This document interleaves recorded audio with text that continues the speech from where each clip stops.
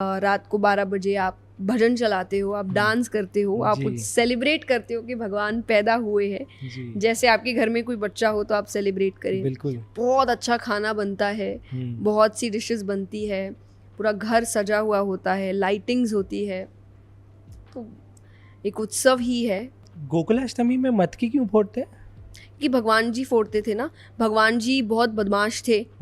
तो उनसे बचाने के लिए ना लोग मटकियां ऊपर रख देते थे कि इतना सा बच्चा है ऊपर से जाएगा नहीं। बच्चा बड़ा होशियार है तो बच्चे ने दोस्तों से कहा कि लगो सब लाइन पे, और फिर सबसे ऊपर वो रहते थे और फिर वहां से वो माखन ले लेते थे। अच्छा।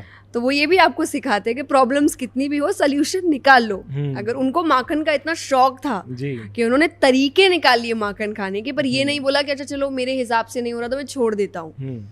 तो कितनी सिंपल बात है। बिल्कुल। लेकिन इसमें भी लेसन है, इसमें बदमाशी है। लोग और चिढ़ जाते थे कि कितना बदमाश बच्चा है। यशोदा मैया को सब कहते थे कि आपका बच्चा बहुत वो माखन ही बेचने गई थी, 1-2 हांडियां बच गई उनकी, भगवान को दिख गई, उनको लग रही भूख, तो उन्होंने कहा कि थोड़ा मुझे भी, उन्होंने मना कर दिया तो भगवान ने उनकी मटकियाँ फोड़ दी। तो वो गुस्सा हो गई, तो उन्होंने कहा भी हम यशोदा के पास जाती हैं, और तो कुछ तो बदमाशी इन्होंने की है। अब भगवान को थोड़ा डर लगा कि अभी ये तो फंसने वाली बात है।